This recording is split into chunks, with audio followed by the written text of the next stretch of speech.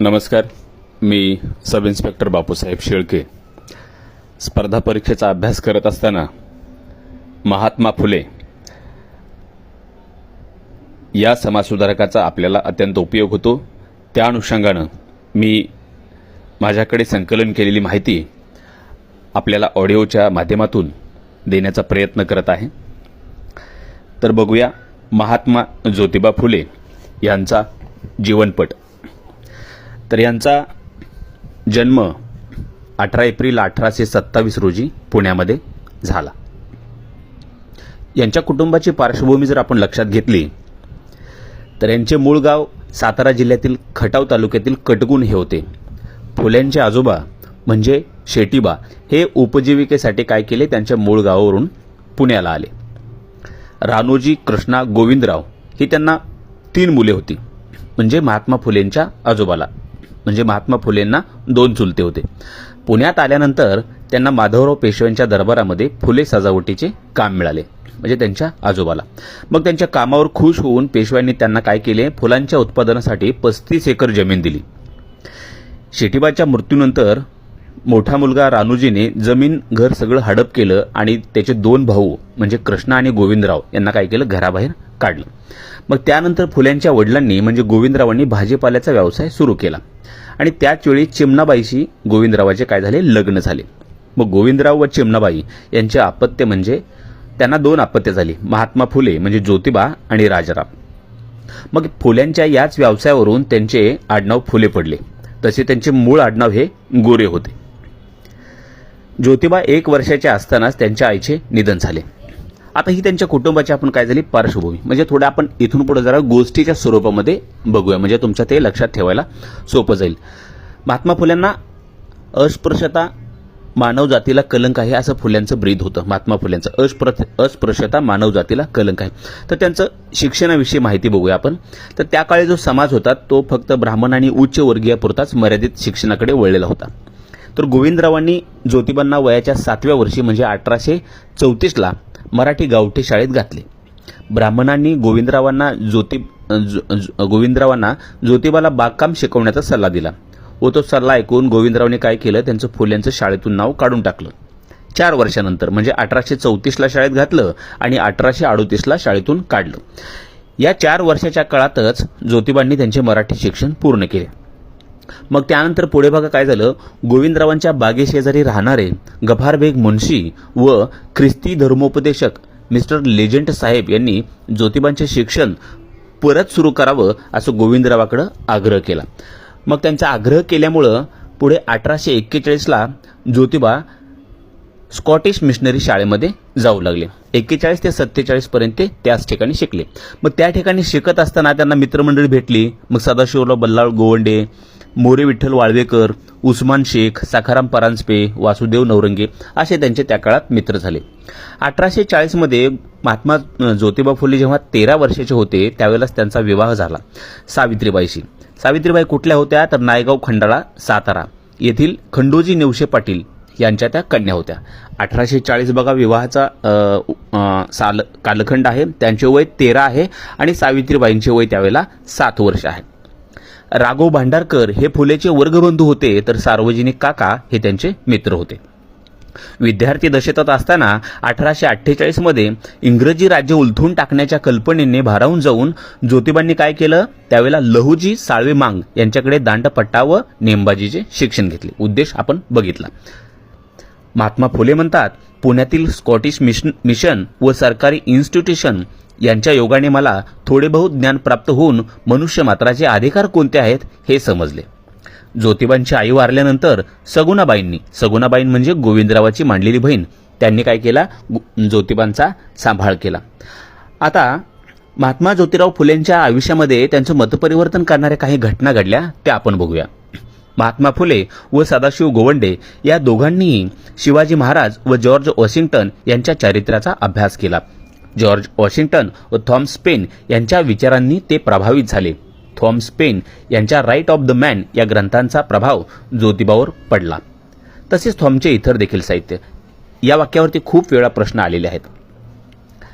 Thomas pen यांनी प्रथम ईश्वराचे एकत्व आणि मानवी क्षमता या दोन तत्वावर आपली श्रद्धा असल्याचे सांगितले. 1848 साली ज्योतिबा त्यांचे मित्र सदाशिव बल्लाळ गोवंडे या ब्राह्मण मित्राच्या लग्नाला गेले असता वरातीत एका माळ्याचा मुलगा ब्राह्मणासोबत चालत आहे पाहून ब्राह्मणांनी त्यांचा अपमान केला. या घटनेचा फुलेंच्या मनावर फार मोठा आघात झाला.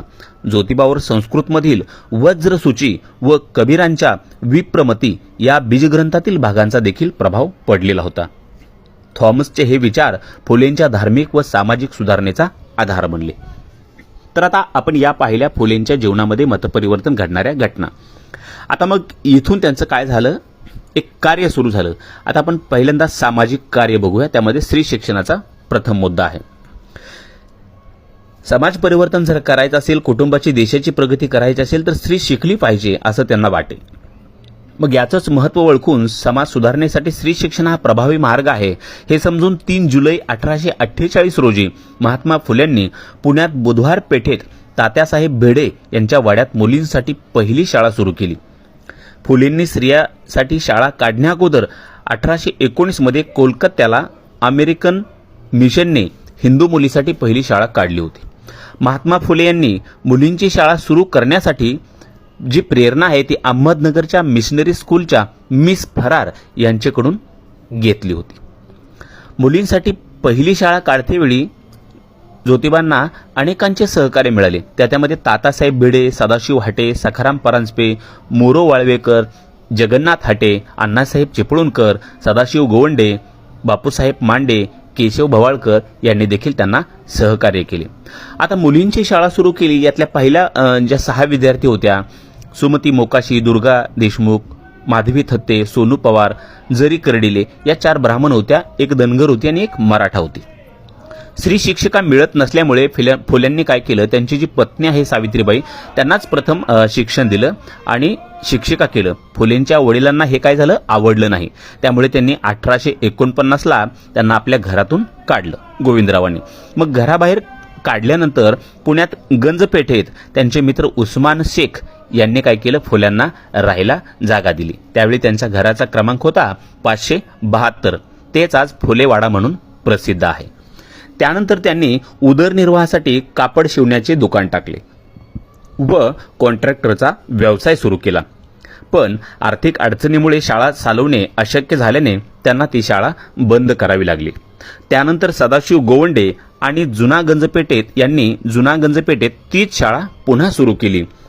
3 जुलै 1851 रोजी फुलेंनी बुधवार पेठेत अण्णासाहेब चिपळूणकरांच्या वाड्यात मोरो विठ्ठल वाळवेकरांच्या मदतीने शाळा सुरू केली.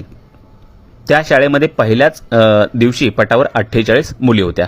मग त्यानंतर 17 सप्टेंबर 1851 रस्ता पेठेत दुसरी शाळा, मग 52ला वेताळ पेठेत मुलींची तिसरी शाळा, अशा शाळा सुरू केल्या. ई.सी. जोन्स यांनी या कामात फुलेंना काय केलं, त्यावेळेला मदत केली.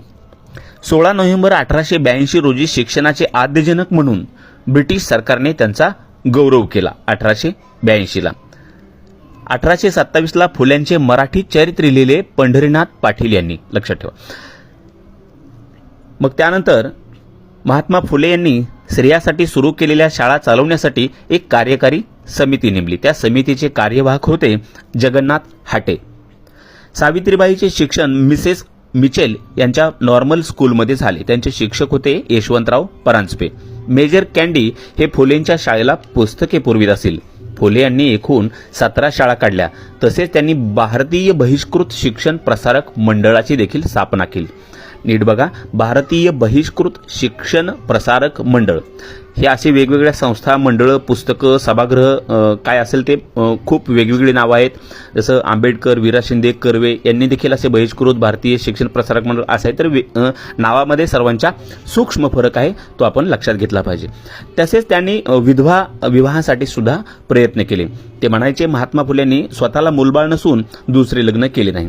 त्यांनी दुसरे लग्न करावे असे त्यांच्या मित्रांनी, वडिलांनी आणि समाजातील काही घटकांनी त्यांना आग्रह देखील केला. परंतु ते म्हणायचे पुरुषातच जर कमी असेल तर स्त्रीने दुसरा विवाह करण्याची परवानगी आहे काय.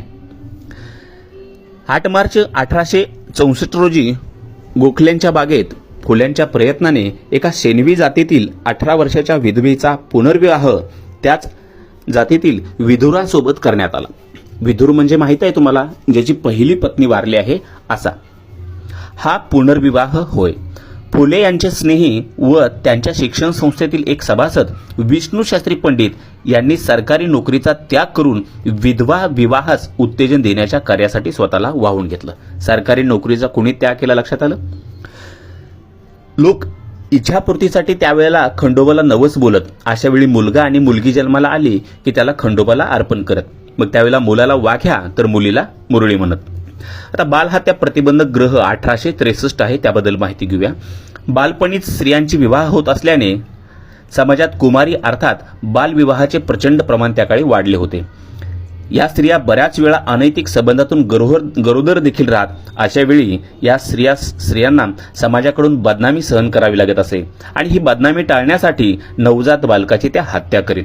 महात्मा फुले यांनी अशा स्त्रियांची सुटका करण्यासाठी 1863 मध्ये बालहत्या प्रतिबंध गृह स्थापन केले. त्यानंतर ते पुन्हा पंढरपूर येथे देखील काढले. येथे ज्या स्त्रिया प्रसूत होत म्हणजे बाळंत होत त्यांच्या मुलांच्या पोषणाची जबाबदारी हे बालहत्या प्रतिबंध घे. या ग्रहाच्या दारावर पाटी लावली की म्हणजे पाटी अशी लावली की विधवांनो येथे या, सुरक्षितपणे बाळंत व्हा, सर्व काही गुप्त ठेवले जाईल आणि मुलांचे संगोपन देखील केले जाईल. या कामामध्ये म्हणजे कोणत्या बालहत्या प्रतिबंधगृह या कार्यामध्ये त्यांना लोकहितवादी रा भांडारकर, उमाशंकर, म गो रानडे, लालशंकर, बाबा परमानंद, तुकाराम पडवळ यांनी मदत केली. येथे काशीबाई ही ब्राह्मण स्त्री 1865 रोजी प्रसूत झाली व मुलगा जन्माला दिला. मग 1873 मध्ये महात्मा फुले यांनी त्याला दत्तक घेऊन यशवंत हे नाव दिले. यशवंत हा कोणाचा मुलगा आहे? काशीबाई या ब्राह्मण स्त्रीचा.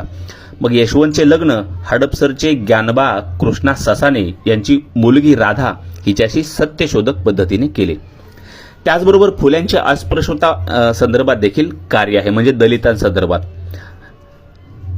शिक्षणाच्या अभावामुळे अस्पृश्य दलित समाज नैतिकदृष्ट्या त्यावेळेला पंगू झालेला होता.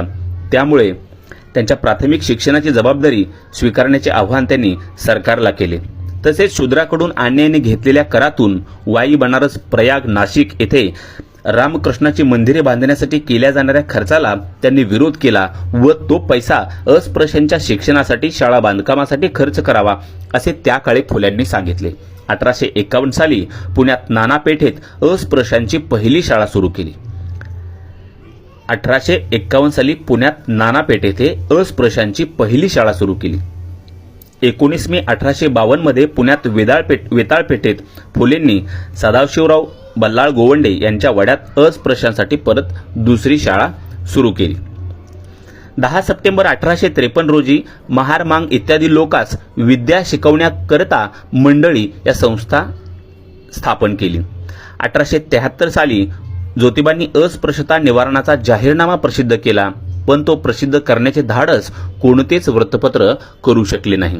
अस्पृश्यांसाठी सुरू केलेल्या शाळांना दलित फंडातून महिना 25 रुपये मदत येई. लहुजी साळवे मांग व राणोजी महार हे महारवाड्यातून मुलांना शाळेत घेऊन येत असत. अस्पृश्यासाठी त्यांनी स्वतःची विहीर देखील दिली. म्हणजे 1868 मध्ये फुलेंनी त्यांच्या वाड्यातील पाण्याची विहीर व हौद अस्पृश्यांसाठी खुला केला. 1868 आणि त्याच वर्षी त्यांचे वडील गोविंदराव यांचे निधन झाले. त्यांनी दलितांसाठी पहिले वाचनालय देखील सुरू केले 1852 मध्ये. त्या काळी त्यांना अनेकांनी मदत देखील केली. महात्मा फुले यांनी लहुजी मांग व राणोजी महार यांच्या मदतीने अस्पृश्यता निवारण्याचा प्रयत्न केला. आता बघूया त्यानंतर त्यांचे इतर कार्य. प्रौढांसाठी व मराठा मुलांसाठी त्यांनी शाळा देखील काढल्या. प्रौढ स्त्री शिक्षणाची सोय व्हावी म्हणून 1855 मध्ये महात्मा फुले व सावित्रीबाई यांनी रात्रीची शाळा सुरू केली. रात्रीची शाळा 1855 राहत्या घरीच त्या शिकवायच्या. महात्मा फुलेंनी जगन्नाथ सदाशिव हाटे व सदाशिव गोवंडे यांच्या मदतीने 1848 साली पुण्यात बुधवार पेठेत मराठा जातीच्या मुलांसाठी स्वतंत्र शाळा काढली. म्हणजे मराठा समाजासाठी 1848 ला बुधवार पेठेत स्वतंत्र शाळा. फुलेंनी सुरू केलेले स्त्री व दलित उद्धाराचे कार्य ब्राह्मणांना काही आवडले नाही, म्हणून त्यांनी त्यांना ठार मारण्याची सुपारी देखील दिली.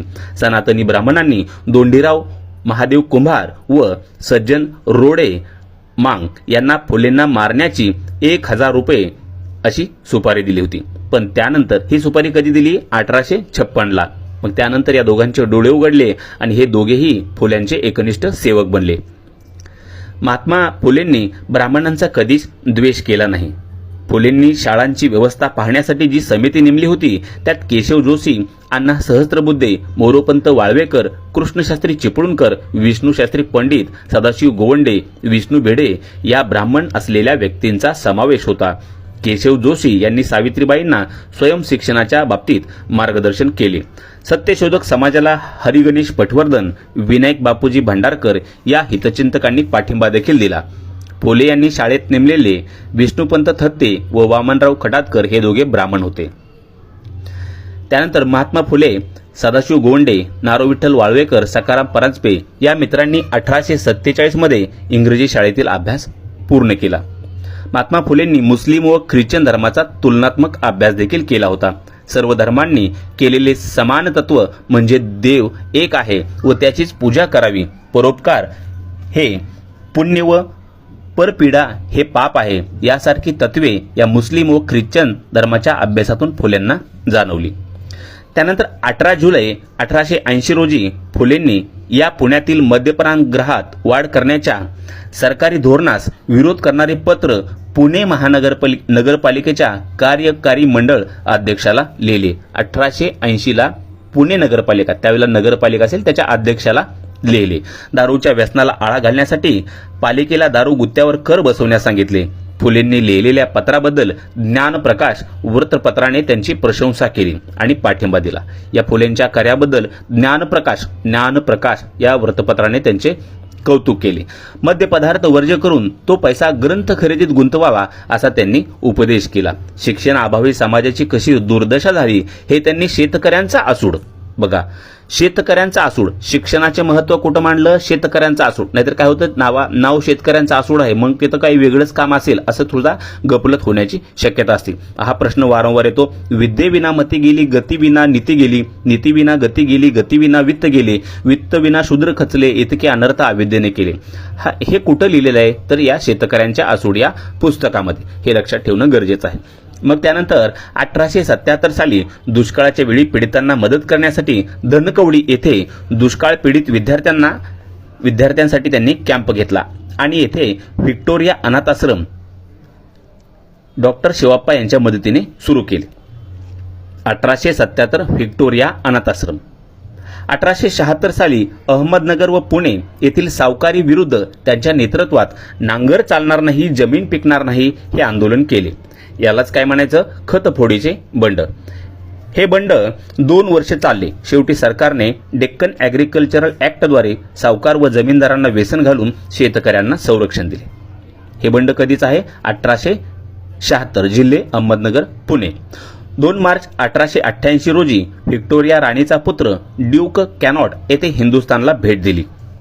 त्यांना पुण्यात मानपत्र देण्यात आले. या कार्यक्रमात ज्योतिबा फुले शेतकऱ्यांच्या वेशात गेले व ड्यूक यांना शेतकऱ्यांच्या स्थितीविषयी निवेदन दिले.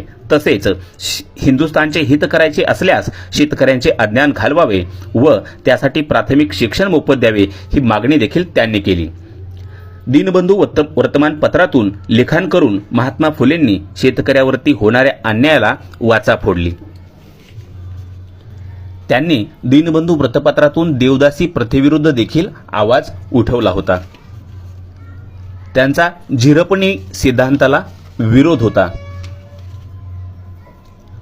शेतकऱ्यांच्या मुलांना प्राथमिक शिक्षण सक्तीचे करावे, त्यांच्यासाठी वसतिगृह उभारावे, त्यांना प्रशिक्षण व्यवसाय द्यावा अशा मागण्या फुलेंनी केल्या. 1855 साली ज्योतिबांनी एक चित्र तयार करून त्याच्या हजारो प्रती शेतकऱ्यांना फुकट वाटल्या.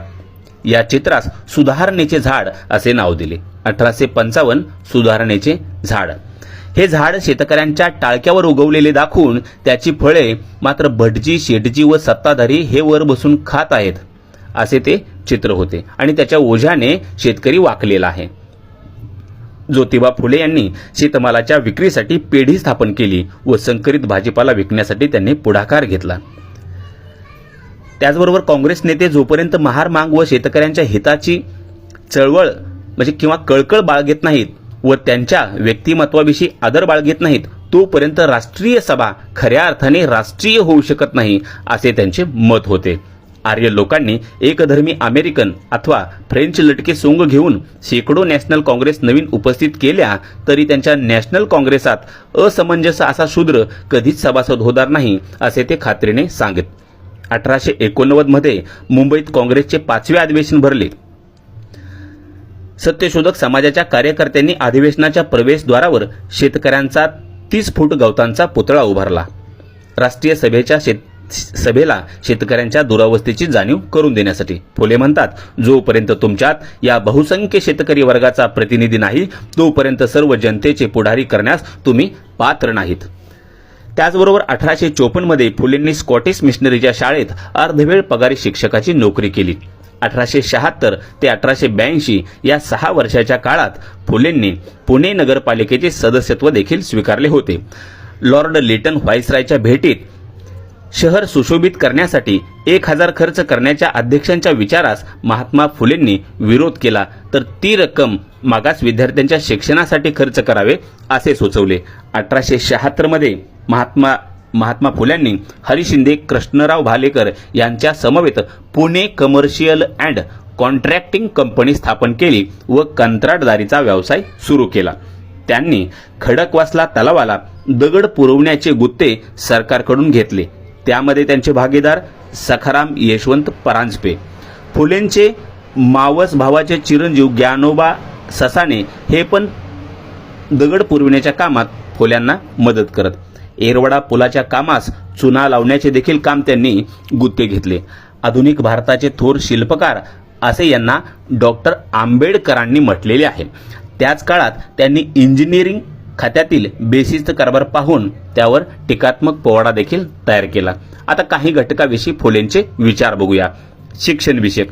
पिढ्यानपिढ्या खिचपत चाललेल्या समाजाला ठराविक चाकोरीतून बाहेर काढणे, गुलामीतून मुक्त व्हायचे असेल तर शिक्षणाशिवाय पर्याय नाही, असे त्यांचे मत होते.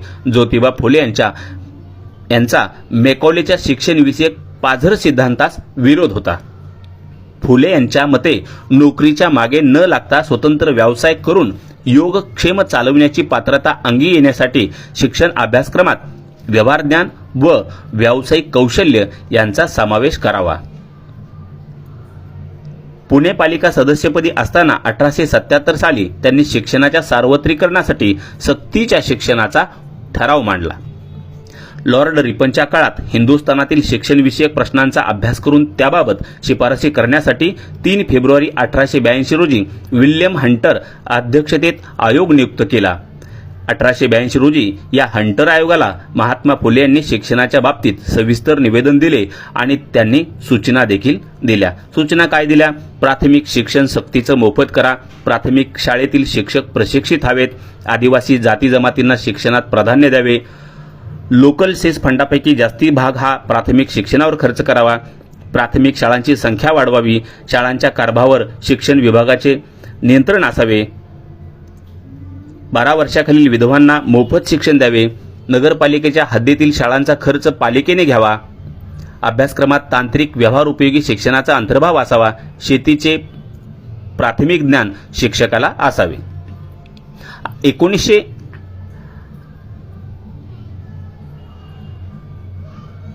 1888 नंतर महात्मा म्हणून ते ओळखले जाऊ लागले, कारण त्यांनी कनिष्ठ जातीसाठी खूप कार्य केले होते. फुले यांच्या मते सत्य हाच मानवी धर्म असून त्यासारखा कोणताही धर्म नाही, म्हणून सत्य सर्वांचे आदिघर, सर्व धर्मांचे माहेर, अशी त्यांची धारणा होती. फुलेंच्या मते ईश्वर हा निर्गुण व निराकार असून तो एकच आहे. त्यांनी ईश्वरासाठी निर्मिक हा शब्द वापरला. या शब्दावर देखील अनेक वेळा प्रश्न आलेला आहे. ईश्वराचे अस्तित्व त्यांनी नाकारले नाही, पण ईश्वराला त्यांनी निर्मिक म्हटलेलं आहे व ईश्वरांच्या अवतार संकल्पना ही फेटाळून टाकलेली आहे. त्यांनी अनेक जुन्या प्रथांना, कर्मकांडांना विरोध केला. ख्रिश्चन व इस्लाम धर्माबद्दल वाटणारा आदर त्यांनी सार्वजनिक सत्यधर्म या ग्रंथात व्यक्त केला आहे. कोणत्या ग्रंथात? सार्वजनिक सत्य धर्म या ग्रंथात. मोहम्मद पैगंबरावरती त्यांनी एक काव्य देखील रचलेले आहे.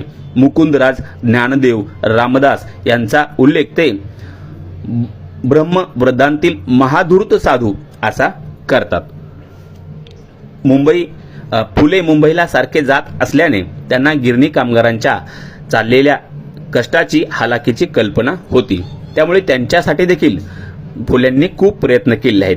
गिरण्यातील कामगारांचे प्रश्न सोडवण्यासाठी महात्मा फुलेंच्या प्रेरणेने 1880 साली नारायण एम लोखंडे यांनी बॉम्बे मिल हँड असोसिएशन स्थापना केली.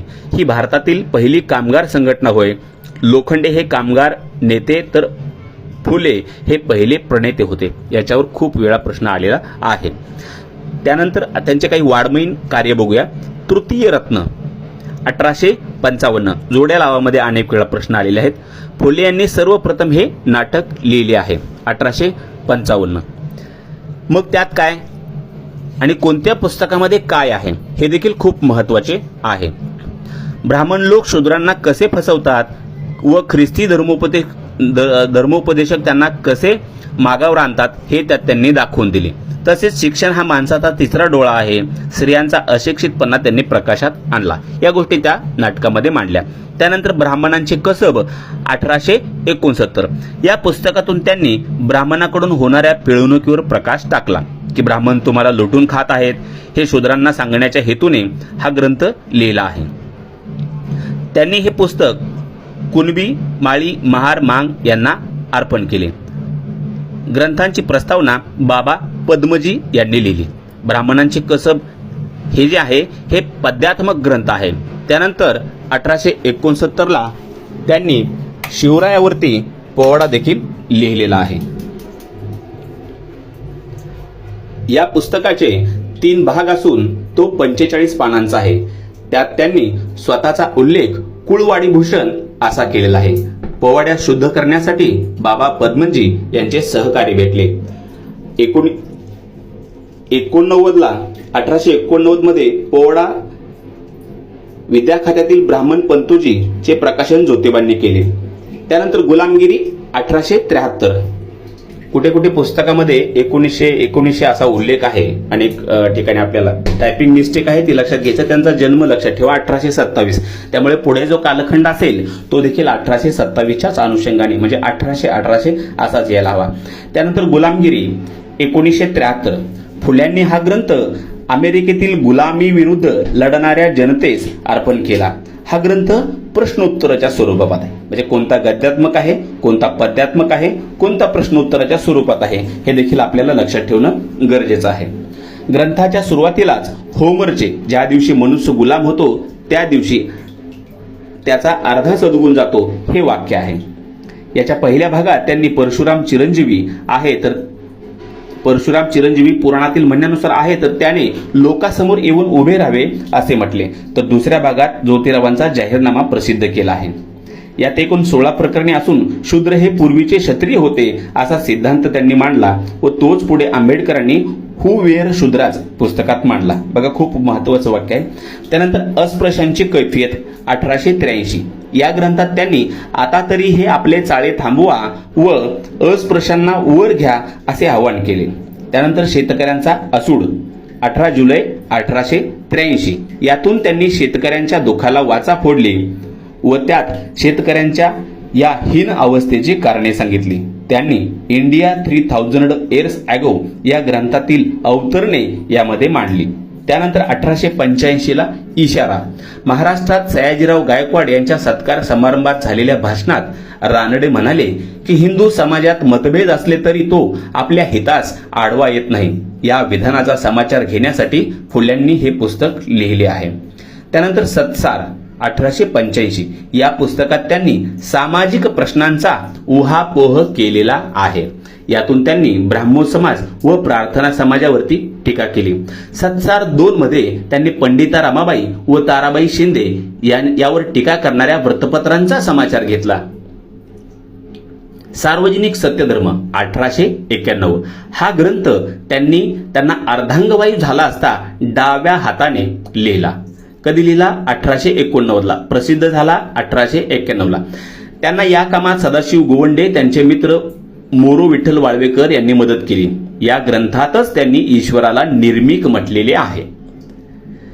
ग्रंथाचा उल्लेख नीती धर्माचा अमरकोश म्हणून करण्यात येतो. हा ग्रंथ म्हणजे मानवी स्वातंत्र्याचा जाहीरनामा आहे. ज्योतिबांनी सत्य धर्माची विशालता व्यक्त करताना विश्व कुटुंबाची कल्पना मांडली आहे. फुलेंनी त्यांच्या काव्यात्मक व्रतलेखनास अभंगाऐवजी अखंड हे नाव दिलेले आहे. त्यानंतर अखंडादी काव्यरचना केली 1869ला. सत्यशोधक समाजोक्त मंगळाष्टकासह सर्व पूजाविधी. श्री शिक्षणामुळे मेजर कॅन्डीने पुण्यात विश्रामबागेत त्यांचा सत्कार केला. उक्ती व कृतीमध्ये एक वाक्यता साधणारे ते समाजसुधारक होते. भारतीय समान क्रांतीचे जनक असे देखील त्यांना म्हटले जाते. अस्पृश्यांची कैफियत, सत्यशोधक समाज इत्यादी देखील त्यांचे ग्रंथ आहेत. तर 1883ला त्यांना अर्धांगवायूचा झटका आला असता उजवी बाजू त्यांची लुळी पडली. डॉक्टर विश्राम रामोजी घोले यांनी त्यांच्यावरती उपचार केले. असे असताना देखील 1 एप्रिल 1889 रोजी त्यांनी तो ग्रंथ डाव्या हाताने लिहून पूर्ण केला. सार्वजनिक सत्यधर्म ग्रंथांचे प्रकाशन मात्र त्यांच्या मृत्यूनंतर त्यांचे दत्तक पुत्र यशवंत फुलेंनी 1891 मध्ये केले. फुल्यांनी त्याच्यामध्ये 33 नियम सांगितले. ग्रंथात त्यांनी मानवाचे हक्क म्हणजे माणसाचे मूलभूत हक्क, त्यावर आधारित विश्व कुटुंबवाद आणि जीवनाचे व विद्येचे स्वरूप उलगडून दाखविणारा बुद्धिवादाचे विवेचन केले आहे. आता महात्मा फुल्यांनी हे जे काम केलं आणि त्यानंतर त्यांच्याबद्दल जे गौरव उद्गार काढले अनेकांनी ते पाहूया.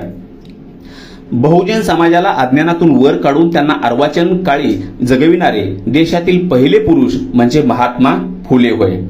त्याचबरोबर त्यांना महाराष्ट्राचे मार्टिन ल्युथर किंग हे 2 वाक्य कुणी वापरली? राजश्री शाहू महाराजांनी फुल्याबद्दल वापरली. आता महर्षी वीरा शिंदे काय म्हणतात की पतितांचा पालनवाला तसेच आद्य दलित उद्धारक. त्यानंतर सयाजीराव गायकवाड म्हणतात हिंदुस्थानचा वॉशिंग्टन ही त्यांना पदवी दिली.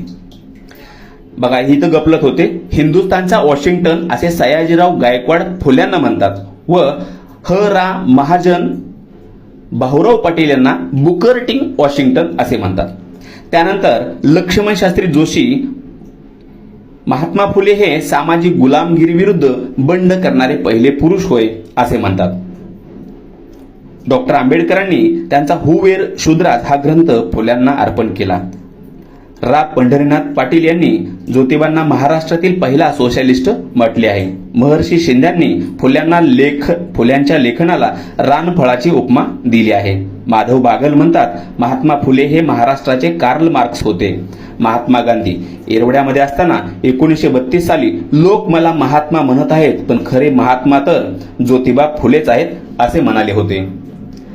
11 मे 1888 राव बहादूर वडेकर यांनी मुंबईच्या जनतेच्या वतीने त्यांना महात्मा ही पदवी दिली. वीरा शिंदे म्हणतात ज्योतिबा फुले हे रशियन क्रांतीपूर्वीचे पहिले कम्युनिस्ट होते. रशियन क्रांतिकारक व ज्योतिबात फरक एवढाच की एकात अंधश्रद्धा होती तर एकाकडे भावुकता होती. लक्ष्मण शास्त्री जोशी म्हणतात हिंदू समाजातील बहुजन समाजाला जागृत व आत्मावलोकन करायला लावणारा हा पहिला मनुष्य होता. श्री शिक्षणाच्या कार्याबद्दल मेजर कॅन्डी त्यांचा विश्राम बागवाडीत सत्कार करतात. महात्मा फुलेंचे चरित्रकार धनंजय कीर म्हणतात ज्योतिबांचे नाव ज्योती आणि ज्योती म्हणजे ज्योत, ज्या ज्योतीने समता, मानवता, विवेकवाद यावर प्रकाश टाकून राष्ट्रास खऱ्या अर्थाने मार्ग दाखवला आहे. धनंजय कीर व स ग मालशे यांनी फुले समग्र वाडम या ग्रंथात भारतीय समाज क्रांतीचे जनक आणि भारतीय सामान्य जनतेच्या नवयुगाचा प्रेषित असा त्यांचा उल्लेख केला आहे. सार्वजनिक सत्यधर्म हे पुस्तक म्हणजे सत्यशोधक समाजाचे बायबलच होय. त्याचबरोबर अशी देखील माहिती आहे की 11 मे 1888 रोजी या त्यांच्या कार्याचा गौरव म्हणून मांडवी कोळीवाडा म्हणजे मुंबईतील मांडवी कोळीवाडा हॉल या ठिकाणी लोकांना ज्योतिबांना महात्मा ही पदवी दिली. लोकांनी तेथील भाषणात ते म्हणतात सत्य, समता, स्वतंत्रता हा आपल्या समाजाचा संदेश कधीही विसरू नका. 1857च्या उठावास फुलेंनी भट पांड्यांचे बंड, कार्तोशी चपाती बंड अशा शब्दात गौरव केला. फुलेंनी ज्योतीने ज्योत लावा, एक निरक्षर साक्षर करा हा सल्ला दिला. ज्ञान हीच शक्ती, शहाणपणाचे अंती सर्व आहे असे ते म्हणत. सरकारवरती टीका करताना ते लिहितात प्रजेचे हित पाहत नाही तो राजा कसला. त्यांनी पंडिता रमाबाईला सत्शील व सत्यशोधक साध्विनी म्हणून गौरव केला. म गो रानडे यांच्या विधवा बहिणीच्या पुनर्विवाह न करण्यावर फुले त्यावरती टीका करताना म्हणतात, रावसाहेब मग समाज सुधारणेचे ढोंग करू नका. विष्णूशास्त्री चिपळूणकर हे फुल्यांचे समकालीन टीकाकार होते. त्यांनी फुलेंना शूद्र जगद्गुरू व शूद्र धर्म संस्थापक असे म्हटले. त्यानंतर आपण फुल्यांविषयी इतर माहिती बघूया. 24 सप्टेंबर 1873 रोजी पुण्यात सत्यशोधक समाजाची स्थापना झाली. सत्यशोधक समाजाचा पहिला विवाह 25 डिसेंबर 1873 मध्ये सीताराम आलाट व राधाबाई निंबाळकर यांचा झाला. 1856 मध्ये फुलेंना संपवण्याची सुपारी घेतलेले रोडे हे पुढे फुल्यांचे अंगरक्षक बनले, तर धोंडीबा कुंभार हे सत्यशोधक समाजाचे आधारस्तंभ बनले. महात्मा फुले यांनी मार्केटची इमारत बांधण्यास रिपनला मानपत्र देण्याच्या समारंभास उघड विरोध केला व त्यावरच्या खर्चावर देखील विरोध केला. स्वातंत्र्यानंतर प्र के आत्रे यांच्या पुढाकाराने त्याचे नाव महात्मा फुले मार्केट असे केले. ज्योतिबांनी पंडिता रमाबाई व लेले शास्त्री यांनी धर्मांतर करू नये म्हणून देखील प्रयत्न केले. मजुरांना बोनस मिळण्यासाठी जी प्रथा आहे ती प्रथम फुल्यांनी सुरू केली. आपले दहन न करता परसदारी मिताट घालून पुरावे अशी त्यांनी इच्छा व्यक्त केली होती, पण ती इच्छा त्यांची अपूर्ण राहिली. 1867 मध्ये रायगडावरती शिवाजी महाराजांची समाधी शोधून तिचा जीर्णोद्धार केला व समाधीची व्यवस्था सरकारने स्वतःकडे घ्यावी असा अर्ज केला. त्यावर ठाण्याच्या जिल्हाधिकाऱ्याने स्वखर्चाने समाधीची दुरुस्ती केली. सरकारने 25 रुपयांचे सहाय्य केले. त्यानंतर राहिलेले काम टिळकांनी 1895 मध्ये पूर्ण केले. न्यायमूर्ती रानडे यांनी ज्योतिबा फुलेंच्या सहकार्याने 5 जून 1875 रोजी पुण्यात स्वामी दयानंद यांची हत्तीवरून मिरवणूक काढली. इंग्रजी राज्य हे फुल्यांना दैवी संकट वाटत होते. महात्मा फुलेंनी 19 जुलै 1887 रोजी स्वतःचे मृत्यूपत्र तयार केले. बर्वे खटल्यात टिळक व आगरकरांना अटक झाली असता त्यावेळी फुल्यांच्या सांगण्यावरून रामशेठ उखणे हे टिळकांना जामीन राहिले व बाहेर आल्यानंतर दोघांचाही सत्कार केला. ग्रामजोशीबद्दल त्यांनी बखर देखील लिहिली होती. फुलेंच्या मते ब्राह्मण हे आर्यवंशी आहेत, ते भारतीय नव्हेत, ते बाहेरून आलेले व इराणमधील आहेत, तर शूद्र व अतिशूद्र हे एकाच वंशाचे आहेत. ज्ञानप्रकाश, प्रभाकर, विविध ज्ञानविस्तार, निबंधवाला या वृत्तपत्रांनी फुलेवर टीका केली, तर ख्रिश्चन वृत्तपत्रे सत्यदीपिका, सुबोध पत्रिका, ज्ञानप्रकाश यांनी फुलेंचे कौतुक केले. फुलेंच्या मते शेतकऱ्यांचे 3 शत्रू ब्राह्मण भिक्षुकशाही, नोकरशाही व सावकारशाही. सावरकरांचा उल्लेख ते सर्वांचा प्राणहारक यमरूपी ब्रह्मराक्षक असा करतात.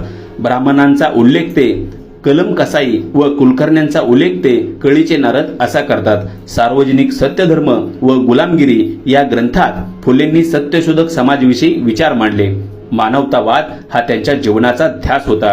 महात्मा फुल्यांच्या मृत्यूनंतर महाराष्ट्रामध्ये काही चळवळी सुरू झाल्या. त्यातील प्रमुख चळवळी बघा, शिवराम जानबा कांबळे यांनी सुरू केलेली दलित उद्धार चळवळ, आंबेडकरांनी सुरू केलेली कामगार चळवळ, लोखंडे यांनी सुरू केलेली कामगार चळवळ, केशवराव जेधे यांनी सुरू केलेली ब्राह्मणेतर चळवळ.